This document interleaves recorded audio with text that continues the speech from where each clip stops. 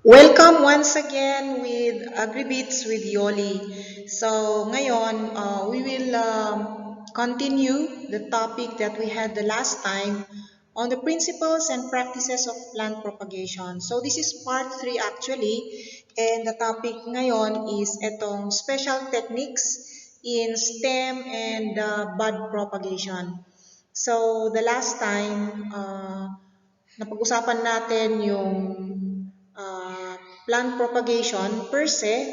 So, meron tayong ibang special techniques that we do in plant propagation.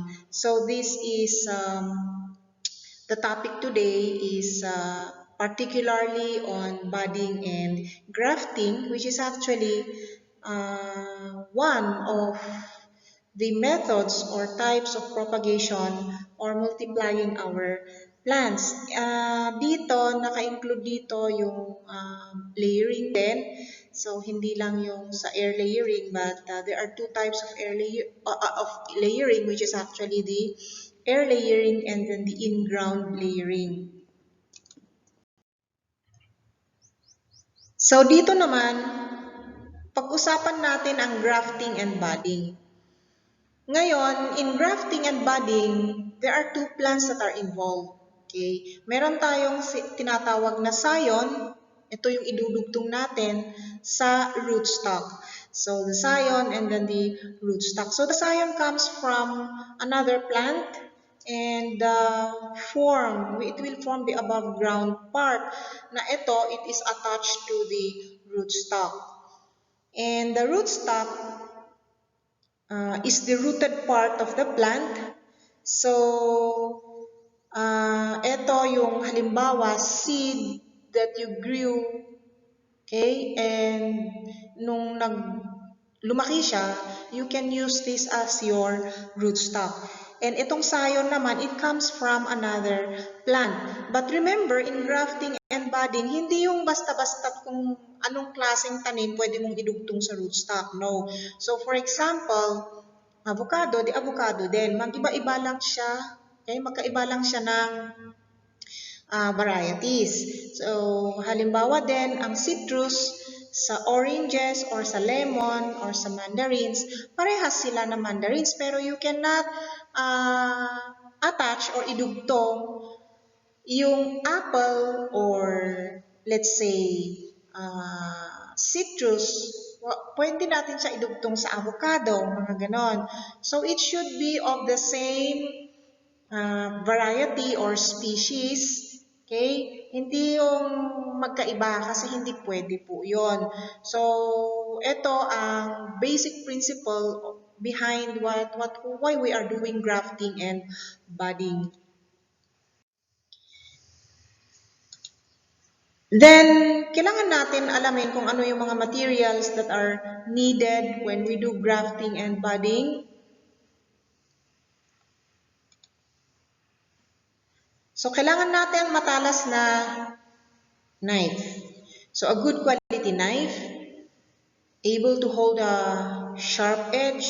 Okay, it should be handy. Kailangan din natin ang grafting wax or ito'y ginagamit natin, yung mga brush wax or grafting wax. We need this when we work on trees that are big na mag-graft tayo doon. Maglagay tayo ng sayon doon sa malaking rootstock.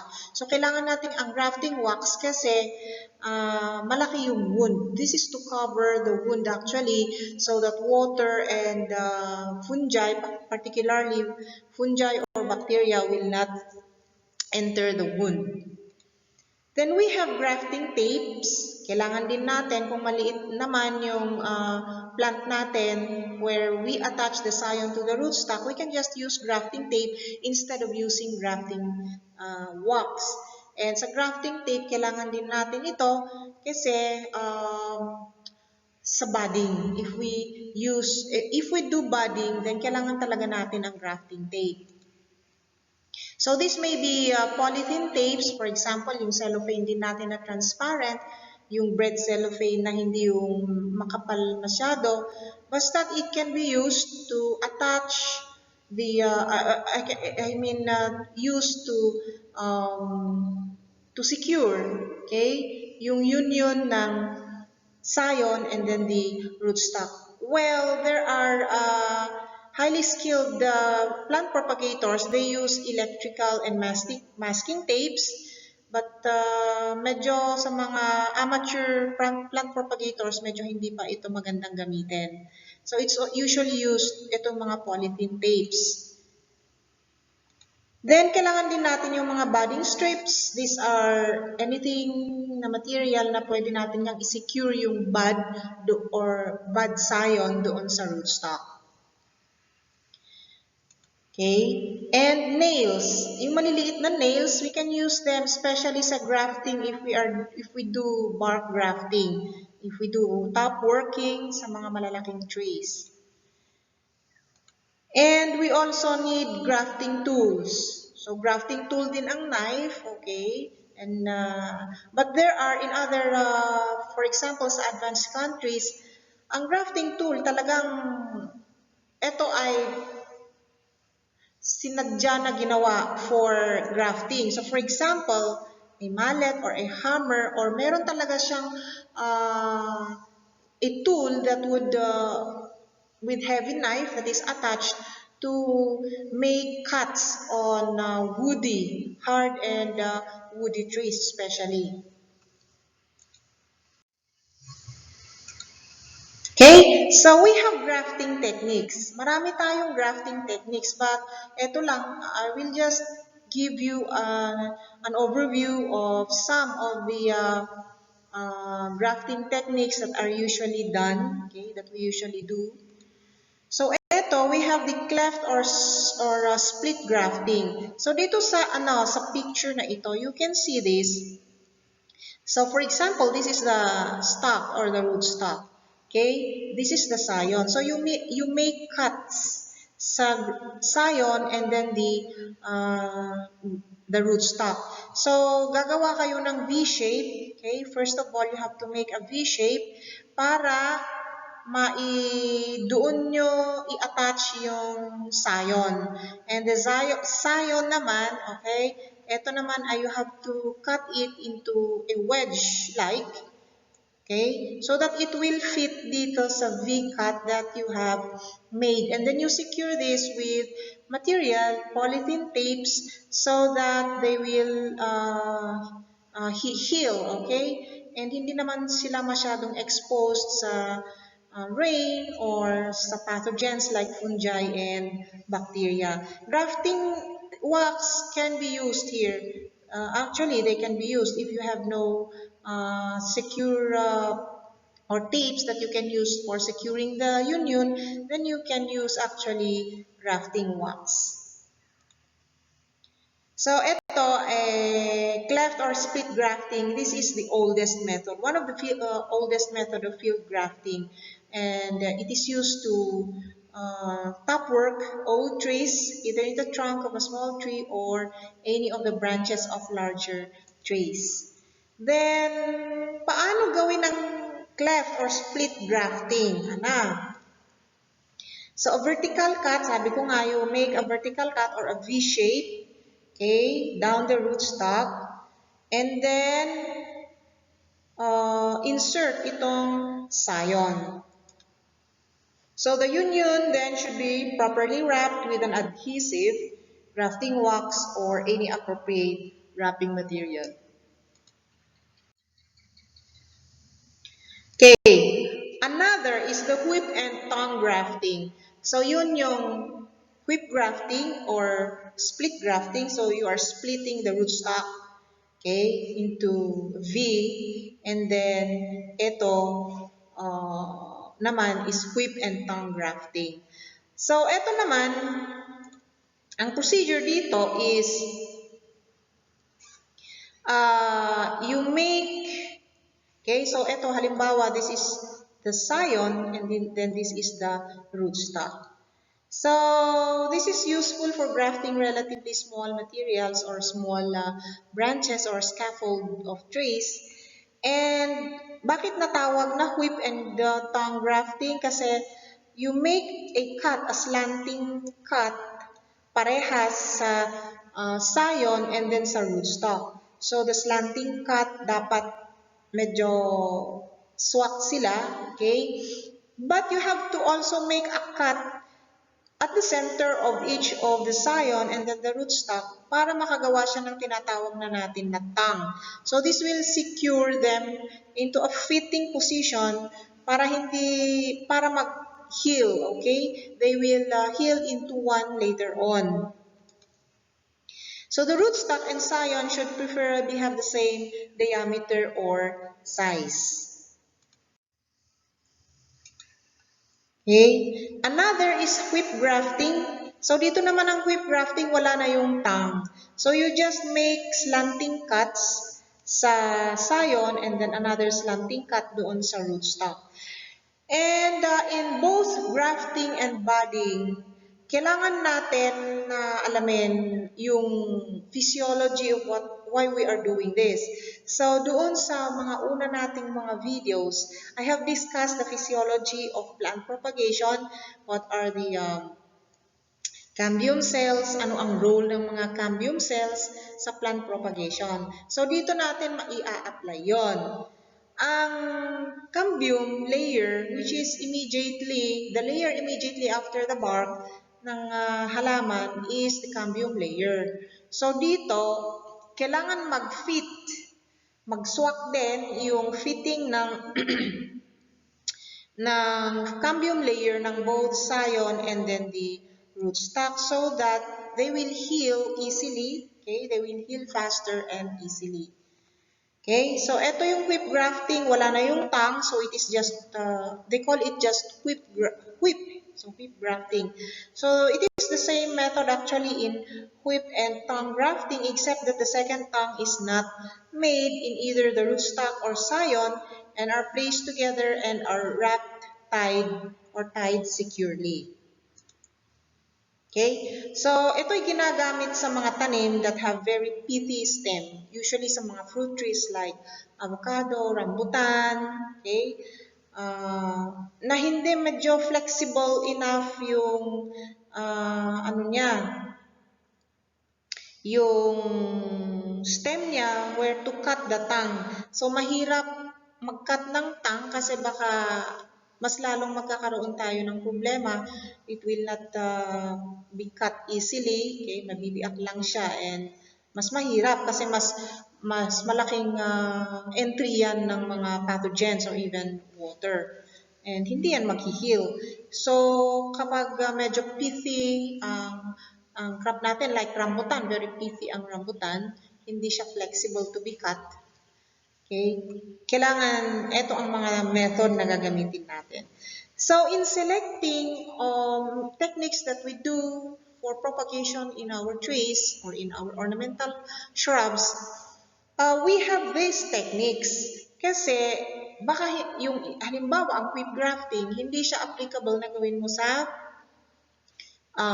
citrus, mga ganon, or different kinds of or methods of budding, hindi mo pwedeng gawin doon sa isang fruit tree natin. Okay? So, kailangan you have to be flexible enough to see or choose what kind of grafting or budding technique that you will apply on your trees for a faster propagation. Another is saddle grafting. Okay? Ano ba ang saddle grafting? So, parang saddle grafting is parang kabaliktaran ng simple method of grafting. Okay? Yung cleft. So, instead na ang rootstock ang gagawa ka ng V-shape sa rootstock, sa scion ka naman gagawa ng V-shape. At yung rootstock, ito yung rootstock. Okay? This is the rootstock. Dito ka gagawa ng wedge. So, saddle. Okay? Kaya nga tinawag siyang saddle because you will saddle down yung scion mo dito sa rootstock. Okay? So, you cut the scion and stock to match. Dapat magkaparehas din sila ng diameter or size para mag-fit sila. And then place the scion on the rootstock and bind tightly with any appropriate material, grafting tape or budding tape. So this is done by preparing the scion by cutting it upward through the bark and into the wood on opposite sides of the scion. Okay? So yan. Then we have another technique which is side or stub grafting. So, kadalasan ito ay ginagawa din mangga or yung medyo malalaking trees. So, if we want to attach a scion, ibang variety doon sa malaki nating halaman, pwede rin yan. So, it's called side or stub grafting. So, you can grow both the rootstock and then the scion if you want. But kung ayaw mong mag-grow both, yung rootstock at scion, you can cut now itong rootstock. Okay, later on and just grow the scion. But if you want to grow them both, para dalawang variety, pwede rin. Okay? So, anong ginagawa natin sa side or stub grafting? So, this is just relatively simple kasi you will just cut, make a cut sa side ng isang or stub, okay? Make a cut or stub doon sa side ng isang branch and then get a scion, okay? Cut a wedge-like base niya to fit doon sa ginawa mong cut sa side ng rootstock. So this is suitable, this technique is suitable for plants that are too large for a whip graft but not large enough for cleft or bark grafts. Pwede rin ito sa mangga, okay? So the plant or branch that will serve as the stalk should be between 1 and 2 inches in diameter. The material for the scion should be about 1/4 inch in diameter also. Okay? Kailangan very smooth ang cut na gagawin natin dito sa rootstock. Lahat naman, not only in grafting but in budding, we should have a very sharp knife kasi kailangan natin yung very sharp or very clean cut para yung healing naman ng both the scion and the rootstock, yung union nila would be easy, okay, and for faster healing. Kasi kung nag-create tayo ng wound. Okay? So, ganyan. And sa slanting cut, okay, sa stock na ito, insert the scion so that the cuts on thicker side match the cambium layer. So, in here, we should always see to it na mag-match ang cambium layer ng scion at saka yung rootstock. Kung hindi mag-match kasi mas maliit, halimbawa, ang scion ninyo doon sa rootstock, then be sure na yung isang side, pwedeng isang side lang dito, halimbawa, mag-match ang cambium layer ng scion and then the rootstock. Kahit hindi na doon sa isang side. Later on, pag magpo-form ng callus, it will meet up, okay? Yung cambium layer ng rootstock at saka yung scion. What is important is, meron tayong initial where the cambium layer of both the rootstock and the scion will fit, kahit sa isang side lang muna. Okay? And then you may cut off the top of the stalk only after the growth begins or after successful yung grafting ninyo. Or if you do not want to cut the rootstock na gusto nyo i-maintain pa rin yung variety na yan, then okay lang. Okay? Dalawa na yung variety ninyo in one tray. So here, we have also the bark grafting. So yung bark, so top working, talagang ito ay top working if you want to change the whole tree, okay, into another variety. So itong mga sayon ninyo ay isang klase ng variety ang mga ito, okay? Pwede rin iba-ibang variety. So halimbawa, ito ay apple or pear yata ito. Parang it's either apple or pear. So, ang rootstock nila may be crab apple because this is resistant to drought or resistant to waterlogging. Okay? So, gumamit sila ng rootstock na ganito. Then, pwedeng iba-iba itong apple. Pwedeng ito yung Rome Beauty na variety. Pwedeng yung green ito na Granny. Okay? Na apple. Pwede rin yung Indonesian variety. iba-iba, California variety. So in one apple tree, you have the apple tree siya, pero you have different varieties. Pwede niyong gawin yan. So, this is in bark grafting. So, eto ay mismong sa bark lang. And ang ginagamit dito usually is you are required na to make grafting wax. Okay? To apply grafting wax kasi dito nga, itong portion na ito, it is a wide cut. Malaking cut ito. And pag naulanan ito or papasukan ng fungi and bacteria, magra-rot ka agad yan. Okay? So, kailangan din nating i-secure siya against sa mga pathogens or entry of pathogens. Ngayon, this bark grafting is used when the stock is too large or whip grafting is not possible to do here. Okay? So this is one of the most difficult grafting techniques kasi malaki na yung rootstock mo eh. And napaka ganda kung you are 100% successful sa mga ginawa mo dito na grafting. So you are highly skilled. Okay? It's because it takes time to develop the skill on plant propagation in doing like this, the techniques in grafting like this, especially for in bark grafting. And in here, a matching cut is made at the base of the scion to expose the cambium. Okay, so after you made a cut here, kailangan mag-match pa rin ang cambium layer ng rootstock and then the scion. Okay? Then, kailangan ninyo itong i-firmly tie with any polythene strip or plastic wire.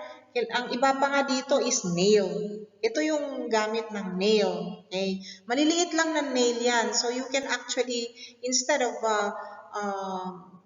tapes, polythene tapes or plastic wire, pwede rin yung nail. So, you can actually nail here.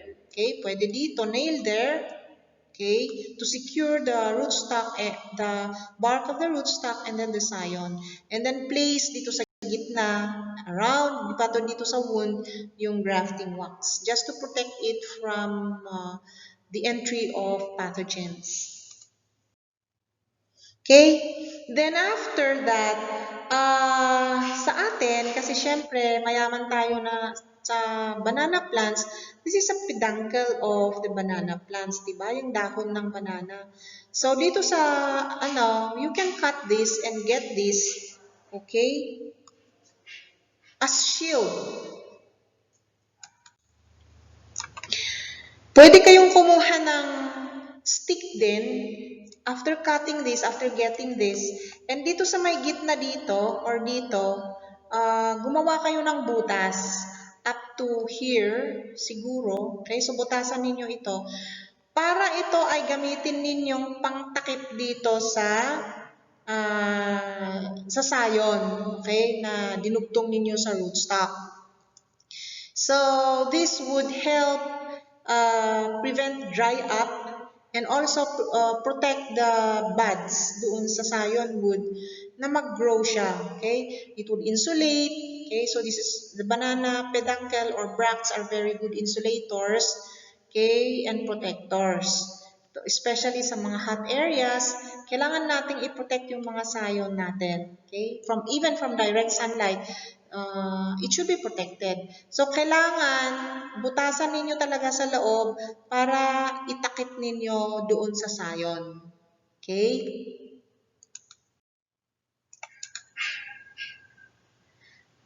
Another technique is approach grafting or inarching. Well, this is not usually used and parang ito ay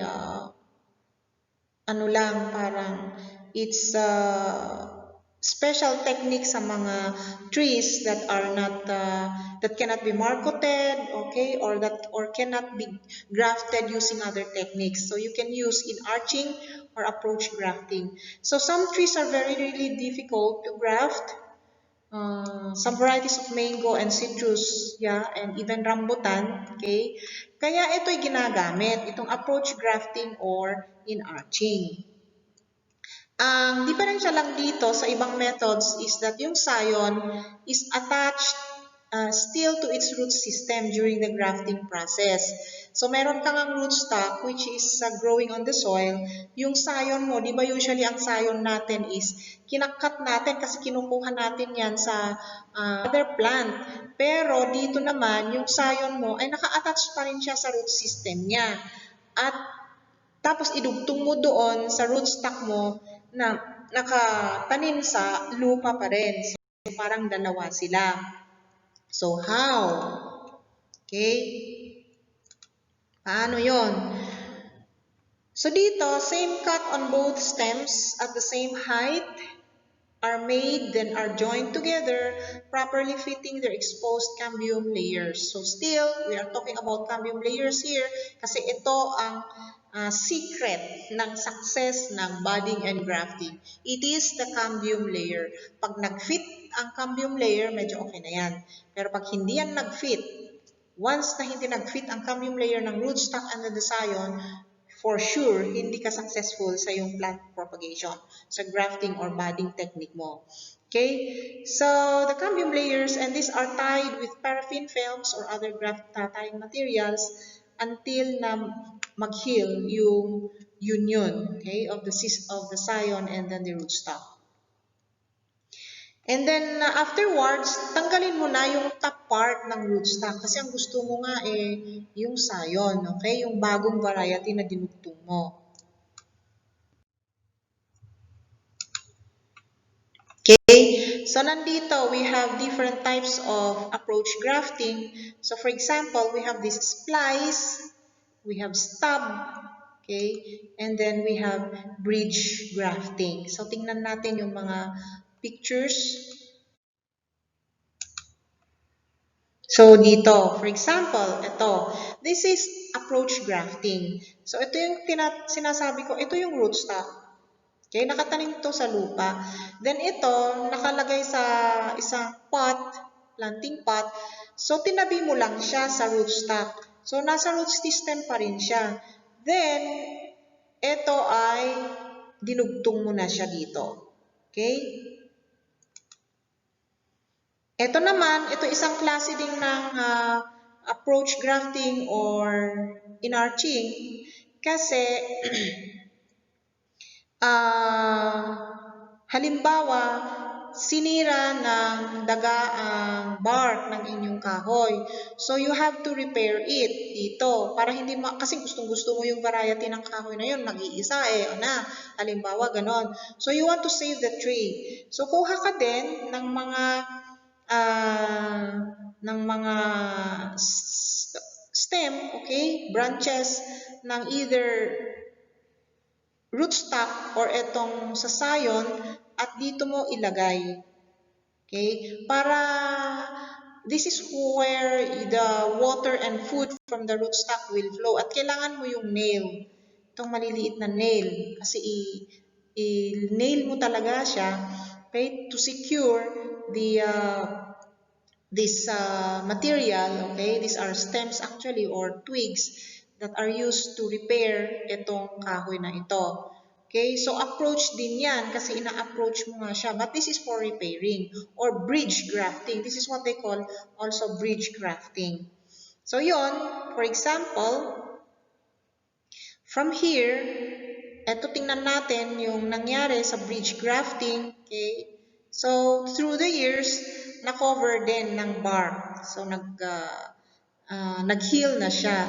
So, yung itong mga tig-isa dito, okay, tig-isa ng mga linagay mo noon, eventually, nagkaroon din siya ng bark and then na-repair na yung wound na na-create noon.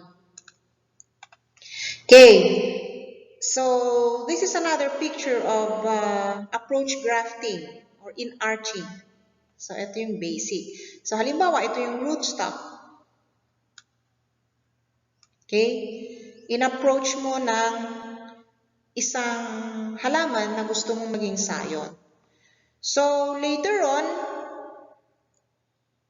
kung saan dito ang rootstock mo, for example, dito, ito yung rootstock niya eh. So, ito yung new plant pala. Okay, for example, ito yung rootstock niya. So, kapag nag-heal na yung wound dito, nag-heal yung wound nilang dalawa, ang mangyayari dito is you will cut this top part, the top part of the rootstock para it will help itong scion, okay, this another plant to grow. So kapag weak itong root system ng scion, okay, pwede mo naman actually i-cut yung rootstock dito, yung top part niya, and then maintain itong dalawang root systems to support, it will support both itong scion. So parang dalawa ang paa. But usually sa mga ginagawa ng gusto nilang isang ano lang yan, isang parang tutubo siya as isang tanim. So they will cut the top part of the rootstock dito and then cut the low part or the root part, root system part of the scion. So ganun din, parang ito ay scion na, ito yung dinugtong mo at saka ito yung rootstock mo. So this is the basics of approach grafting or inarching. Pwede mo din itong gawin sa mga malalaking trees provided gumawa ka ng mga techniques mo on how to approach. So for example, ito'y galing sa maliit na pot. You can actually put this on a table, okay, kung malaki yung kahoy mo, for example, rambutan. So you can do approach grafting in rambutan. Or yung sayon mo ay manggagaling doon sa malaking kahoy ng rambutan at ito ay rootstock mo. So, pwede din yon. So, you can just approach both itong malaking rambutan mo at saka yung magiging rootstock mo na rambutan. So, later on, kapag nagdugtong yan, you can cut now the roots, you can cut the top part, yung main na ng sayon, okay? And then dumugtong na doon sa rootstock mo na nakalagay sa pot. But you have to use your ability naman on how. So kahit hindi naman nakalagay yan sa ground, but you can put this on fabricated tables on your or around your trees. Okay? So that you will really approach, okay, the big tree as your scion, and then this would become your rootstocks. Okay, ito naman, ito din yung isa kanina, yung sa bridge grafting. So actually, this is bridge grafting, in-explain ko kanina. So halimbawa, ito nga ay sinira ng daga, gusto mong i-save yung kahoy, kung main trunk niya yan, sayang, mamamatay lang din, baka hindi siya shoot from the ground ulit, so sayang, so you can do bridge grafting. This is to repair damaged trees or branches. And usually, ito namang bridge grafting is not for propagation, but it is for repair. The method is for repairing.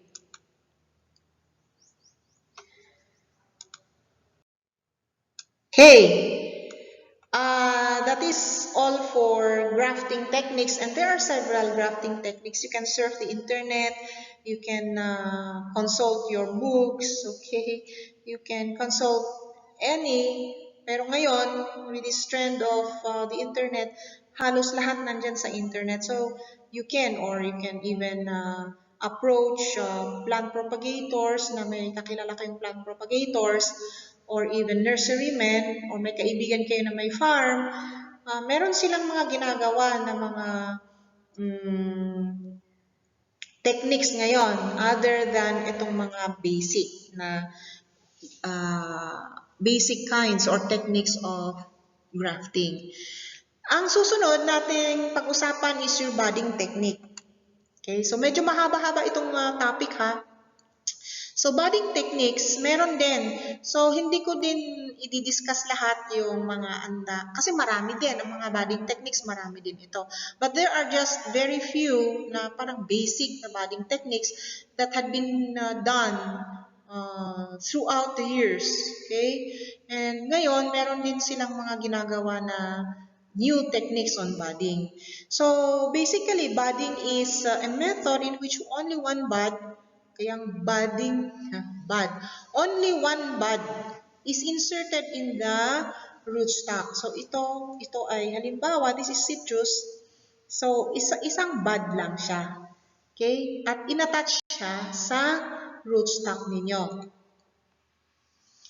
So the common methods of budding that we do, especially here in the Philippines, we do a lot of this in citrus, the tea budding or shield budding, or even the inverted tea budding that is still shield budding then. So dalawang klase ng shield budding, we have the tea budding and then the inverted tea budding. Parehas sila na shield budding. Kaso, we will discuss this later on. Ano ba yung difference ng T-budding at inverted? Aside from T nga sila, inverted yung isa. Okay? Yung isa naman ay nasa right position. But there are reasons why we do T-budding and inverted T-budding. So, when do we do this? I-discuss natin mamaya. Then we have patch budding. So, ginagawa din ito, patch budding. Then we have chip budding. Okay. I-discuss natin itong apat na ito.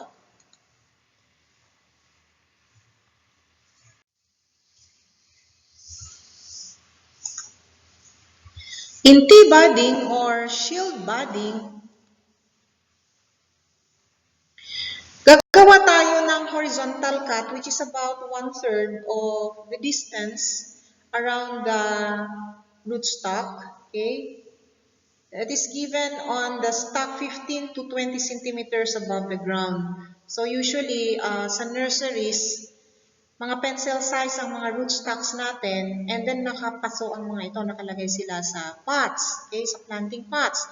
So you measure above the ground, mga around 1 foot or even higher. So ito is 15 to 20 centimeters. Above the ground, medyo mababa naman siya. Dito naman, this is T budding. So, ang gagawin natin is actually we will make a letter T cut. Okay? So, ito, gawa ako ng slit dyan. Horizontal and a slit dito. Okay? Which is vertical. So, T. Then you open the bark. Okay? You flip open itong bark sa both sides. Hindi naman kasi mabibiyak itong bark, but very slowly you have to open that, flip open. And then itong ginawa ninyo, kinuha ninyo na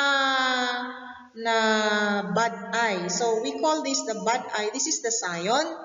And dito where you made the cut to insert the bud eye is your rootstock. So ito is usually din dapat T ito. So gawa ka din ng letter T. Okay. So, you cut it vertically, I mean horizontally, then baliktarin mo yung scion, okay? Para i-chip off mo itong eye. Okay? Hanggang doon. Then baliktarin mo ulit para itong bud eye will stand up. Okay? And then ito i-insert mo dito sa ginawa mong letter T slit. And then, ibalik mo itong both flaps to shield itong bud eye na in-insert mo, okay? To shield it, kaya nga tawag ay shield budding. Kasi you have to open and then insert the bud eye and then you have to flip close itong bark na ito ng tea, and then you use a polythene tape again or budding tape to cover this for the entire duration hanggang entirely, pati itong bud, you have to cover that, okay? and then cover it with the budding tape hanggang sa baba. And ito ay makikita mo mag-grow siya after, so we have to inspect it. Mag-grow siya after, depende, okay, sa kahoy, sa tree, or sa fruit tree. Usually, mga iba is 3 weeks, 1 month. May mga iba, 2 weeks nga, nakikita mo na siyang etong bud ay will grow. So, makikita mo din siya. Yung mga ibang budding tapes, kusa sila na degrade or nagde-deteriorate once na mag-grow itong bud, it will just push up itong budding tape and then magbe-break yung budding tape. So hindi mo na kailangan tulungan na yung bud ay to sprout out by cutting the bud or removing the budding tape. Pero dito sa atin pa kasi we are recycling our bread cellophane or whatever cellophane na transparent na kinuha natin to wrap it, kailangan natin tanggalin yan. So after 3 weeks or 1 month, tingnan natin, mai-inspect naman natin, makikita natin yung bud eye na nagpupumilit lumabas or mag-grow. So you have to help naman the bud eye to grow by cutting or removing itong linagay mo na wrap around. Okay? So, ganon ang nangyayari dyan. And you have to really have a very sharp knife. Kailangan talaga ang sharp knife dito. For a very successful budding or grafting, you have to have a sharp knife and you have to know the role of the cambium layer. Okay? Now, medyo mahaba itong linagay ko. Sa mga estudyante, kailangan ninyo, kaya I did not do shortcut here kasi kailangan na maintindihan ninyo ang gusto kong ilagay dito. Kung ano ang mga kailangan step by step in doing budding. Kaya mahaba ang mga ito.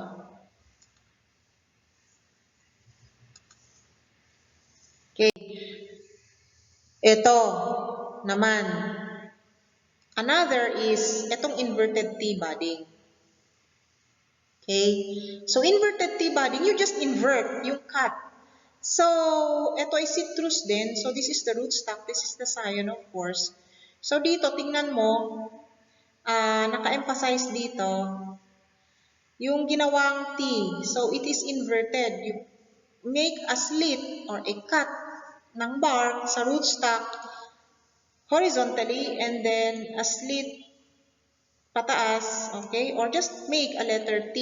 And then you position your sharp knife, the point of your knife, to flip open the bark. Okay? Flip open the bark. And then, eto naman, si sayon mo na bud eye, okay? Ganun din ang gagawin mo. Gawa ka din ng slit from the rootstock na ganon to get itong sisayon mo. So, T din. Okay, vertical cut. And then, you chip off. Paligtarin mo ulit yung sayon, then chip off. You start from the top. Okay, pababa para makuha mo yung sisayon. Ngayon, kasi inverted T budding ito. Use your, use your skill dito. Kasi karamihan, lalo yung mga amateur, baliktad. Porket baliktad yung T-budding, binabaliktad din nila yung bud eye. Syempre, natural yan, pataas, di ba? Kasi ang growth naman ng mga plants is to grow up. Pero ang position ng ng siniksik mo na bud is pababa. So, baliktarin mo naman na yung position ng bud eye mo is ma-position naman siya in a way na talagang yung position niya to grow is to grow up. Hindi yung baliktad na pababa. Okay? Kasi binabaliktad din nila So, hindi. Huwag mo ding baliktarin porque inverted na yung T-budding mo. Babaliktarin mo yung bud eye mo from the scion. No. You have to position in a way na tutubo siya upwards. Okay? Then, ganun din, okay, wrap it with the tapes, grafting tapes or budding tapes. So ito yung sinasabi ko, kailangan ma-wrap siya ng maayos, lahat-lahat. So makikita mo after 3 weeks or even 2 weeks or 1 month, kung nagpupumilit lalabas itong bud, okay, bud eye dito, makikita mo yan kasi may lalabas talaga siya, tutubo siya. You have to slit open, cut open this one. Help tanggalin mo, isa-isahin mo. Sa nursery, isa-isahin mo talagang tanggalin itong mga ito. But for tapes, budding tapes na ginagamit especially today sa mga advanced nurseries, big nurseries, yung kusa na nagbo-break. So degradable yung mga ginagamit nilang budding tapes. So kapag nag-push yung bud na lalabas, i-break lang niya itong tape na ito and then lalabas na lang siya. And then matutunaw na lang ito, okay? It would be degraded later on. So ganon. So that is inverted T budding. So ito yung result ng inverted T budding. Okay? Even T budding, ganon. This is citrus. Okay? Now, the use of inverted T budding technique is much more effective due to the downward flow of hormones that are intercepted below the bud. So below the bud,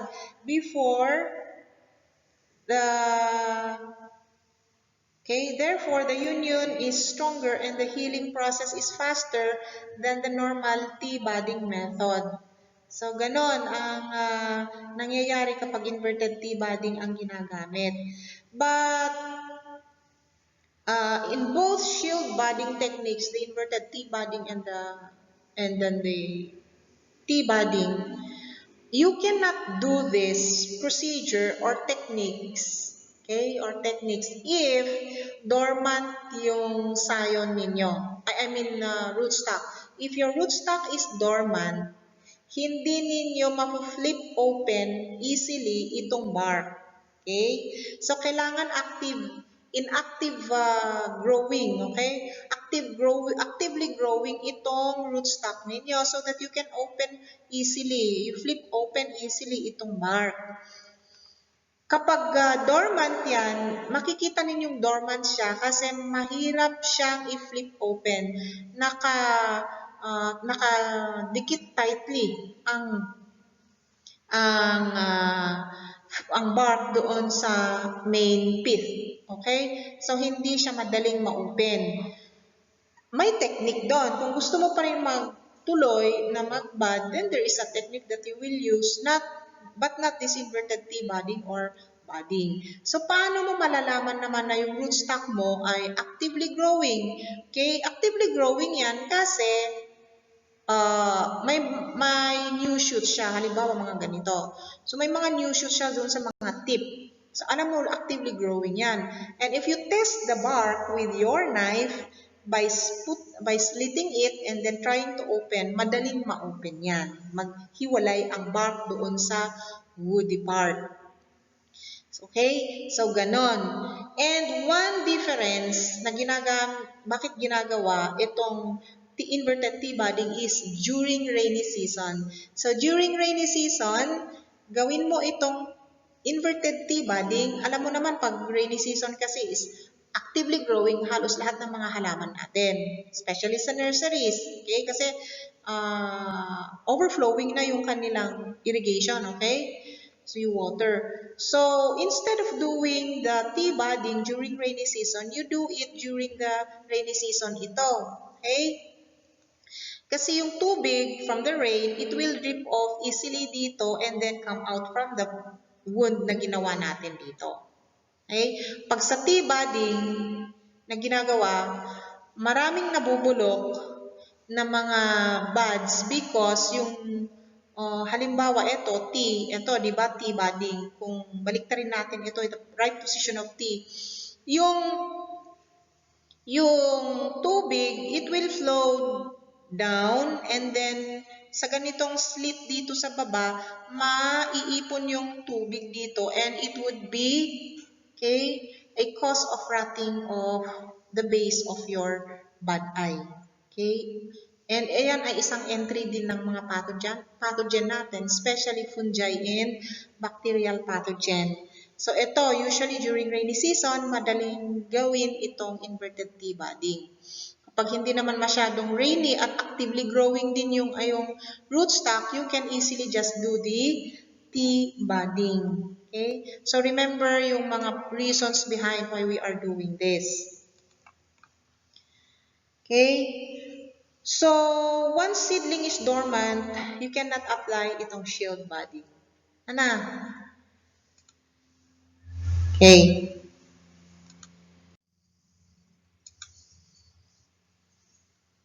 We have chip budding. Ito ay, actually, ang nandito sa picture is chip budding. This is chip budding. So, this is employed when the stalk and scion are still dormant. Sabi ko, dormant.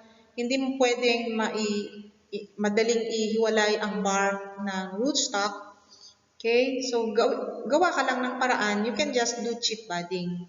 Easily idikit mo lang yung rootstock doon sa, or scion doon sa rootstock. So, ang gawin mo naman dito is just make a very small cut dito, parang stub. Parang mag-graft ka ng stub, pero hindi. Kasi you just make a small cut here from the bark and then down doon napakaunti sa woody part. Okay? And then, just make a very small cut dito. Slit. Then coming from here, dito sa rootstock, you remove the bark including a small part of the wood. You chip it off. Kaya nga ang tawag dito ay chip. Okay? Because you are chipping off part of the bark and wood of your rootstock. So, ito ang itsura niya. Pag ang naka-side, ganito ang itsura niya. Okay? So, tinanggalan mo siya ng chip on any clean space of the rootstock. Ngayon, sa scion naman, isa din na bud. So, mag-chip off ka din. So, from the scion, ganun din ang gawin mo to remove or chip off yung scion or the bud na ilagay mo doon sa rootstock. So, parang ganun din na kung ano yung itsura ng tinanggalan mo dito, okay? Kuha ka doon sa scion ng ganun din na size or itsura na ibalik mo. Okay? Ilagay mo dito kay rootstock. So, from the scion, ilagay mo dito kay rootstock. Okay? So, the chip with the bud on is fitted smoothly into the cut made in the rootstock, taking care that the cambium layers again, okay, speaking again of cambium layers of the stalk and scion unite at least on one side. Ito ulit, kahit kung there are cases talaga na maliit yung size ng scion na bud eye doon sa rootstock. So you can just fit, for example, dito sa side na to, you can just fit the cambium layer part here kahit hindi nag-fit doon sa kabila. But importante, may side na nag-fit and then tape it off until it would completely heal. The wounds of both etong union ng scion and rootstock will completely heal. Okay?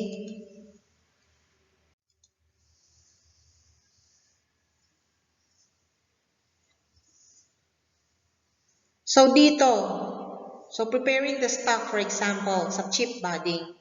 So, tingnan niyo yung position ng knife. So, halimbawa, this is the front view. This is your rootstock. Okay? So, gawa lang kayo ng small cut stub dito. The bark and then small part of the wood inside.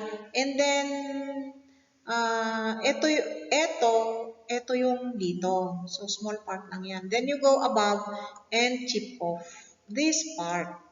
So, yung side niya, pag tiningnan ninyo yung side view, itong front, ito maliit lang, hindi? Tapos tinanggalan ninyo. Okay. Tapos tinanggalan ninyo, ganun yan. So, sa bud naman, if you are preparing to get the bud from the scion, ganun din. You make a cut dito sa baba ng bud, just a small cut din. And then, so pag tinignan nyo sa side view na ganon. And then, tanggalin mo. Okay? You start from top of the bud ay chip it off, kuhanin mo siya, kaya yung place where you chip off the bud eye, ganun ang itsura din. At ito ay ilalagay mo na ngayon dito sa may rootstock. Okay? So, ganun din yung itsura ng pinagkuhanan mo ng bud eye. So, that is chip budding.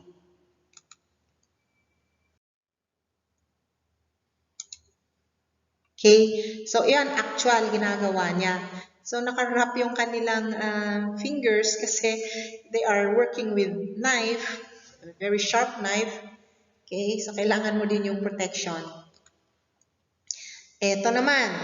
Okay? Ito yung sinasabi ko kanina. This is an example. This is the scion. Chip budding ito. So, this is the scion. Itong maliit na green na linagay dito. And this is the rootstock, of course. The cambium to cambium layer of both the bud eye, which is the scion, and then the rootstock did not fit. Linagay niya sa gitna. Of course, 100% ito hindi mabubuhay kasi hindi niya inalign yung cambium layer ng rootstock at saka cambium layer ng scion. So, mali ito. Hindi ito ang ginagawa. Okay, always align.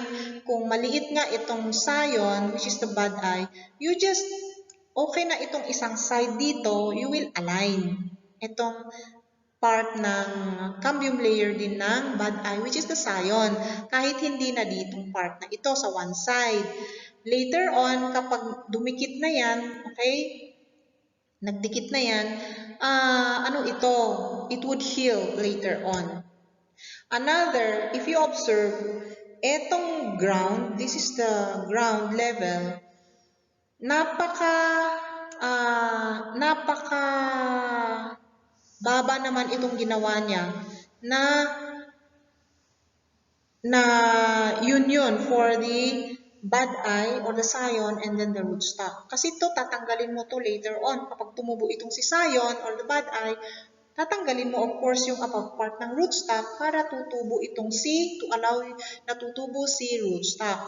But this is very short kasi if you will plant this, halimbawa, ito ay nasa seedling, especially nasa seedling pots. Okay? At ito ita-transfer mo later on sa field, itatanim sa field. Mangyayari dito is, of course, this would be the union. Okay? Would be the union. There are trees kasi na ayaw nila yung waterlogging or what. So kapag linagay mo ito sa field, tendency is lalaki itong kahoy na ito, mag-move downwards itong union. Kasi syempre lalaki nga siya horizontally eh. So bababa at medyo bumababa itong union nila later on. Anong mangyayari dito? It would be covered later on sa field ng lupa. And your lupa would be here. It will be covering the union, the bud, and then the rootstock union or the graft union.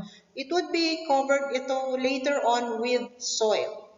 Ito, kasi sugat yan, kahit nag-heal yan. But you know, hindi yan yung rootstock, but it is the scion and then the rootstock. May mga ganitong incidents na dito din magkakaroon ng problema sa crown rots. Okay? So magra-rot yan or whatever, may magiging problema. So it is always proper na dapat ito, union na ito, it's always above the ground. So itaas naman. Hindi yung masyadong mababa yung position where you will be making the union of the rootstock and your scion. These are additional information na usually hindi tinuturo sa classroom, but these are being taught sa field. Okay? Mga actual practices sa field. So kapag we are talking with farmers and nurserymen or mga skilled workers, doon natin makikita talaga or malalaman yung mga totoo. But in classroom, usually they are just theory at hindi masyadong tinuturo yan.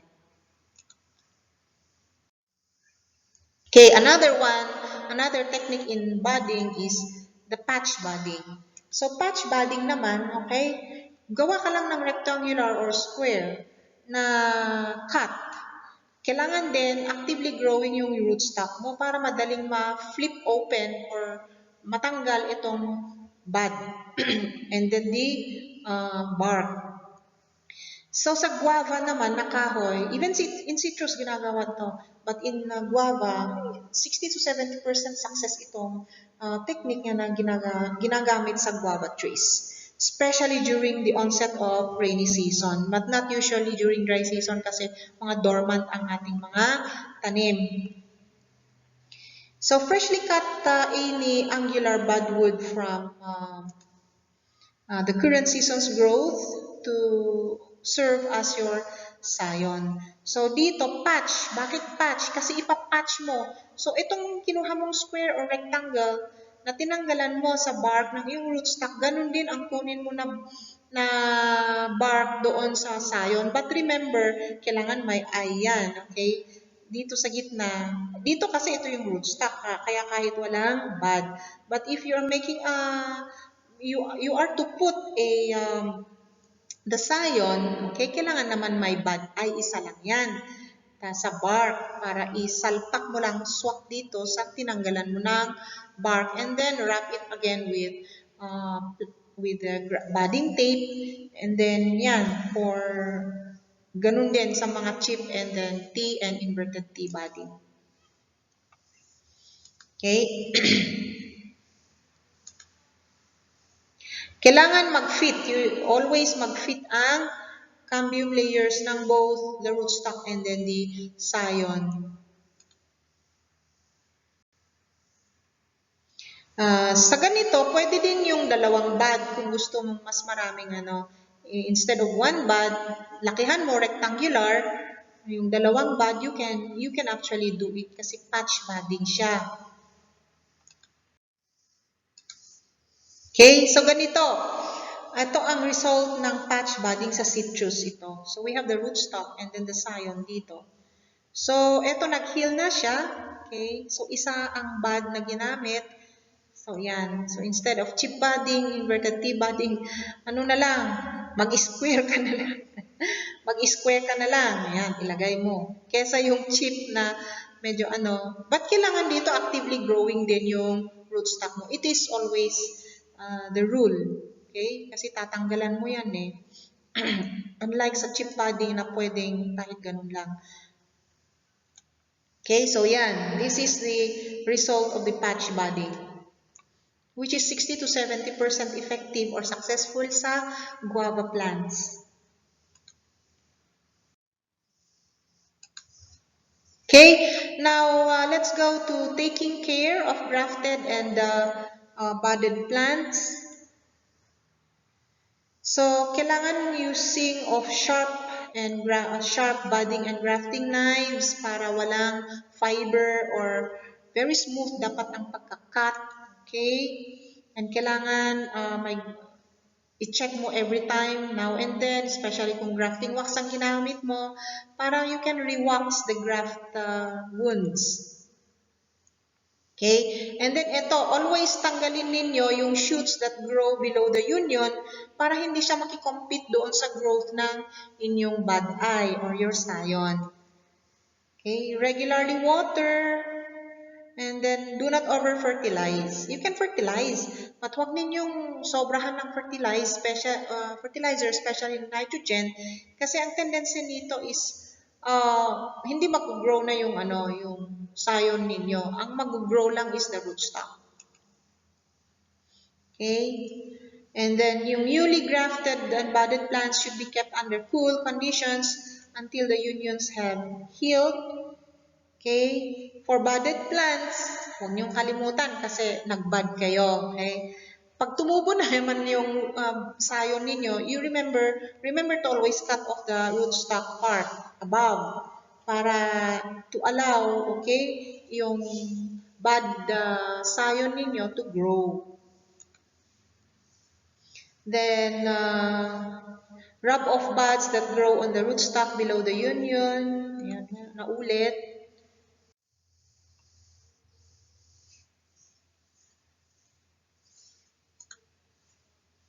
Okay? Now, if we select scion, wood, and rootstock, so kailangan din natin i-select yung scion properly and then yung scion wood and then the rootstock. So sa scion wood, how would we select? So we should select from mature shoot, at least 1 year old, hindi yung overgrown, hindi naman yung very young. Okay? Dapat maliit lang siya, 0.6 to 1.2 centimeter yung diameter niya, hindi naman napakalaki.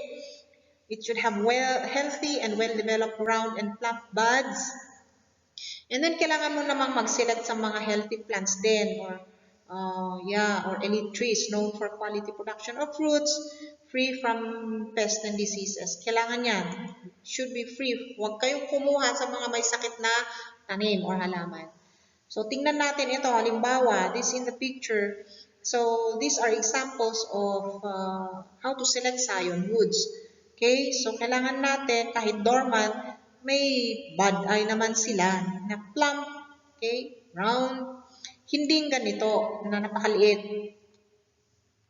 Kasi hindi yan tutubo. So, it should have visible, plump, rounded bud eyes na alam mo namang tutubo if you gamitin as bud eye or as scion wood.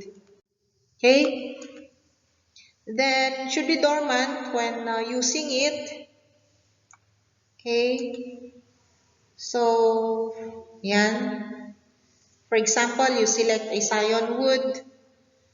Huwag ni kayong kumuha ng dito kasi ito yung magulang na, masyadong magulang yan. So, for example, may young pa dito, huwag yan kasi very young siya. So, ito yung last year's wood na tinatawag niya.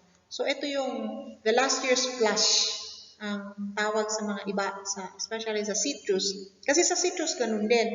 Huwag kayong kumuha. Makikita naman ninyo yung boundary or last growth.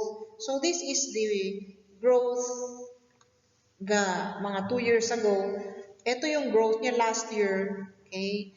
And then, ito naman, this is the terminal. So, mag-grow ulit ito. Ang part na ito, very young naman ito. Huwag kayong kumuha dito kasi very young yan.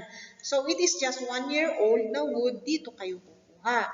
Any tree, mangga, rambutan, okay, citrus, ganon. Ang principle in selecting scion wood for your grafting and budding. Okay, so ganito. Okay, nagsiselect siya So, last year's, ayun, nagsiselect siya. So, tatanggalin niya later on ditong part na to sa terminal bud kasi young yan. So, kukunin lang niya itong part na 1-year-old branch.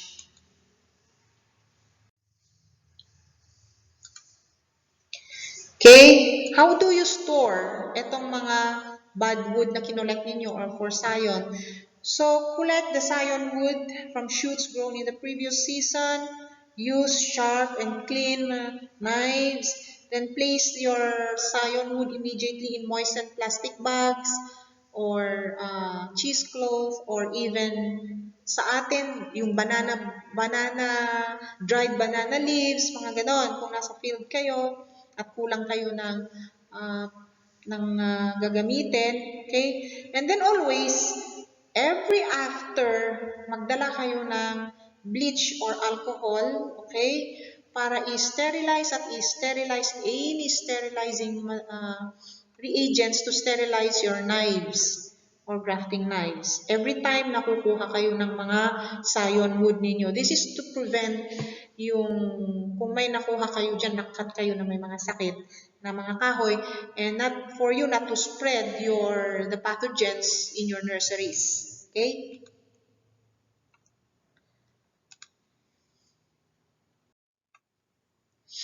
Now, if large quantities of scion wood is needed, na gagamitin ninyo sa nursery, so ang gawin ninyo is to cut all scions to a uniform length Huwag yung may mababa, it should be always, hindi naman yung napaka-uniform, pero at least uniform length, and you have to arrange it in a proper position na yung basal ends niya should be together, okay? And then tie the bundle para hindi sila magkahalo-halo. Bilangin ninyo if by 20 or by 50 or anong gusto ninyo, by 100 per bundle. Ganon, may art din. Hindi lang science, but there is an art. And then label them accordingly. For example, anong cultivar, kailan nyo hinarvest, naasaan yung location ng pinagkunan ninyo, okay, mga ganon. Lahat ng information na gusto nyong ilagay ninyo sa label niya. And then, pwede ninyong i-wrap sila sa burlap materials or sphagnum moss or any, okay, moistened dried banana leaves, banana bracts, okay, para if you are to store it or to travel it to other far places. Okay, store the bundles for short periods if necessary kasi medyo cool yung kuha kayo ng mga coolers, okay, or in a commercial storage unit, ilagay niyo ang mga ito. Huwag lang yung medyo napaka low yung temperature. And never store yung mga sayon ninyo sa refrigerator where you store your food. Never. Okay? Magkakaroon yan ng sakit. Okay? So, ganon. Ayusin naman ninyo. Kung base niya lahat, base. Hindi yung magkahalo-halo dyan tapos binandal, hindi pa nyo binilang. And then label them properly. That is the skill and art that a plant propagator should have. Okay? Sa rootstock naman, paano tayo makasilat ng magandang rootstock? Should have a proper vigor and growth habits. Kasi yan ang pinaka-foundation ng inyong kahoy later on in the field.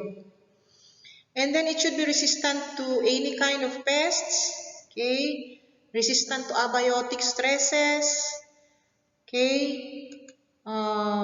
It should have a wide range of graft and bud or union compatibility. Should be easy to propagate, should not undergo any mutation kasi meron din, nagkakaroon ito sa mga plant propagation. Its age should be 1 to 1.5 years and not more than 2 years kasi magulang na yung rootstock ninyo pag ganon. Yung mga mga nasa nursery that were grown from seeds. Its diameter should be greater than 1 cm. Pencil size, yung thickness. Okay, last na ito sa layering. Okay, sa layering naman, ito ay dalawang klase ng layering. We have air layering and then the in-ground layering. So, there are several methods of in-ground layering. Okay? So, titingnan natin itong mga methods. Marami pa ito. Hanggang ngayon, ang dami nang lumalabas. But there are just few na i-discuss natin na yung mga simple lang na mga tinatawag nating layering. Layering is one form of plant propagation, yung pagpaparami din ng ating mga tanim. Okay? So, isa is air layering. Ito yung marketing. So, air layering or marketing, may isa akong video dito. You just watch yung isang video ko dito sa air layering or marketing. Okay? So, you can use sphagnum moss or coconut coir as your medium for rooting. Okay? Okay, in-ground layering. So, sa in-ground layering naman, this is also called mound layering. So, these are typical propagation techniques na ginagamit natin especially sa mga ornamental plants.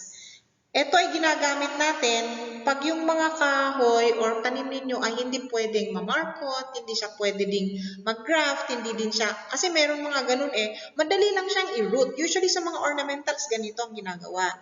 Okay? So, one is tip layering or the simple layering.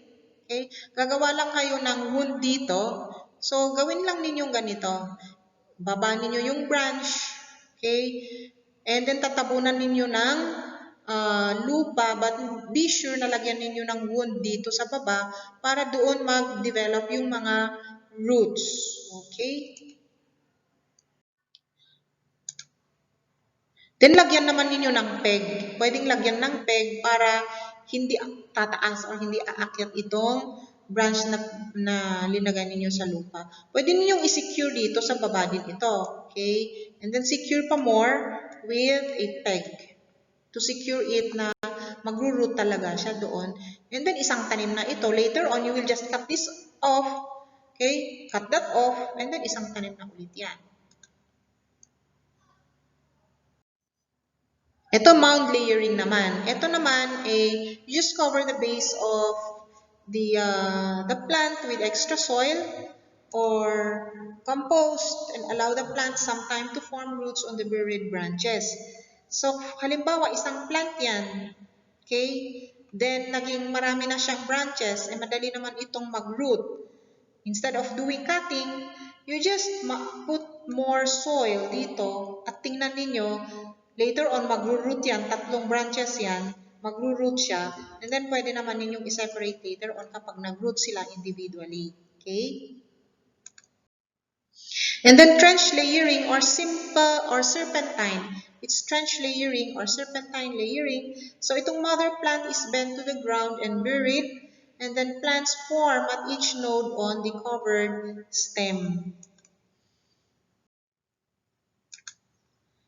So ganun din, the same siya sa sa trench layering. Serpentine layering, it is called serpentine, serpent by the word serpent, the root word serpent, kasi para siyang serpent or ahas, okay? Wave dyan. Lagyan mo lang ng mga wounds dito, okay? Para that would be the point for root formation, and then separate these plants later on. Okay, so in every activity that we do, meron tayong tanong. Okay, so you answer this. You need to answer these questions para madagdagan pa rin at ano yung thinking skills ninyo. Ano ba talaga? Okay, ma-review din ninyo. Ano ba yung pinag-usapan natin? So I have just only here 4, okay? 4 questions for you to answer. To review what is plant propagation. No. Okay. So, still, I have used the same references as I have been using in the last videos that we had. And there is still another topic, the next part. It is on specialized propagation techniques, which are the embryo and tissue cultures. Ano lang ito, parang just the basics. We'll just discuss the basics. So, embryo and tissue cultures, this would be the next topic that we will take in part 4. And please bear with me. And kailangan ninyong aralin ito, especially kayo mga estudyante, because I made this video for you na in-explain ko na nandoon sa lecture manual natin. Okay, so thank you very much once again, and please click the subscribe and the like buttons, and I encourage you talaga na mag-comment. Maglagay kayo ng question ninyo doon or whatever comment para, especially kung question, I would love very much if you have questions. And I'm really very glad to answer them. So, huwag kayong mahiya na magtanong, please. Okay? So, thank you very much once again and keep safe.